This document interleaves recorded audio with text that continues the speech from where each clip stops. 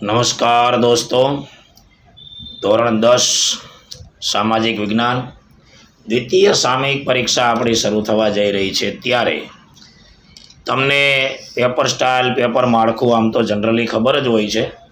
તમે ઘણી બધી પરીક્ષાઓ આપી દીધી, પણ એક પ્રશ્નપત્ર આપની સમક્ષ રજૂ કરી રહ્યો છું. એને તમે પ્રશ્નપત્રનું માળખું કહી શકો, સેમ્પલ પેપર કહી શકો. તો પહેલાં આ રીતનું 4 ગુણનું જોડકું. માતૃમૂલક કુટુંબ પ્રથા, તો કે ભાઈ એ દ્રવિડ પ્રજાની અંદર હોય. પછી હેણોત્રો નામનું જે પ્રાણી છે એ કચ્છ જિલ્લાના બન્ની વિસ્તારમાં જોવા મળે. કૃષિ યુનિવર્સિટી દાંતીવાડાની અંદર આવેલી છે.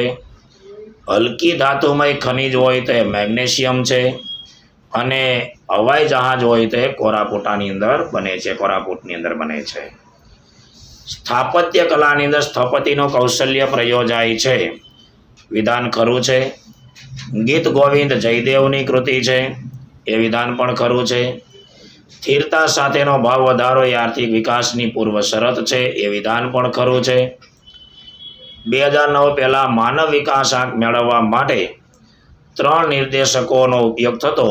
સરેરાશ આયુષ્ય, શિક્ષણ સંપાદન અને જીવન ધોરણ, એ વિધાન પણ ખરું છે. ભારત વિશ્વમાં સૌથી મોટી લોકશાહી શાસન વ્યવસ્થા ધરાવતો દેશ છે, તો એ વિધાન પણ ખરું છે. પછી ખાલી જગ્યા આવે. પૃષ્ઠીય જળના અવશોષણથી શું પ્રાપ્ત થાય? તો કે ભૂમિગત જળ પ્રાપ્ત થાય. ભારત સરકારે 2011માં રાષ્ટ્રીય ધોરીમાર્ગમાં પરિવર્તન કરેલ છે. તો કયા રાજ્યમાંથી 147 નંબરનો રાષ્ટ્રીય ધોરીમાર્ગ પસાર થાય છે?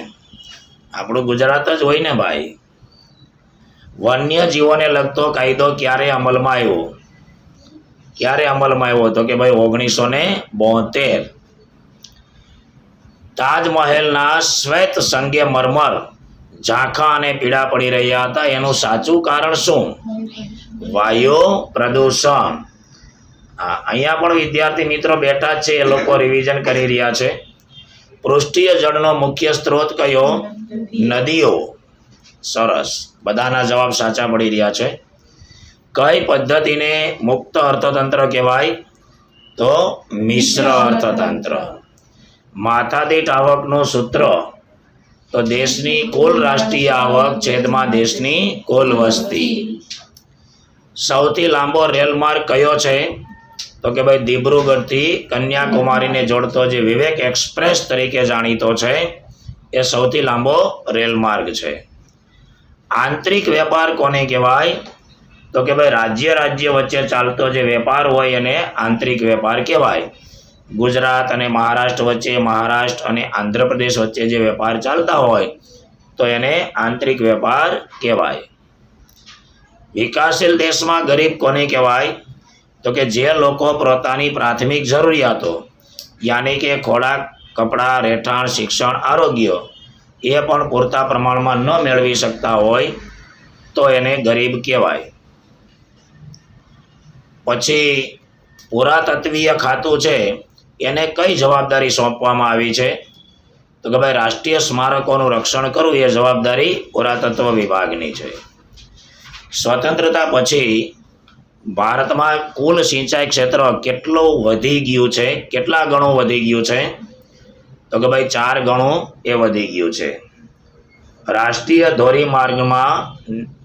ધોરીમાર્ગના નિર્માણની જવાબદારી કોની? તો કે ભાઈ રાષ્ટ્ર શબ્દ આવ્યો એટલે કેન્દ્ર સરકારની જવાબદારી હોય. અર્થતંત્રમાં થતા નવા સંશોધનોને આધારે ઉત્પાદનમાં વધારો થાય તો એને આર્થિક વિકાસ કહેવાય. એ વિભાગ આ રીતે આપણે ટોટલ કેટલા માર્ક્સનો હોય? 24 માર્ક્સનો હોય. એમાં આ રીતના પ્રશ્નો હોઈ શકે. ચાલો મળીશું નવા વિડીયોમાં. નમસ્કાર.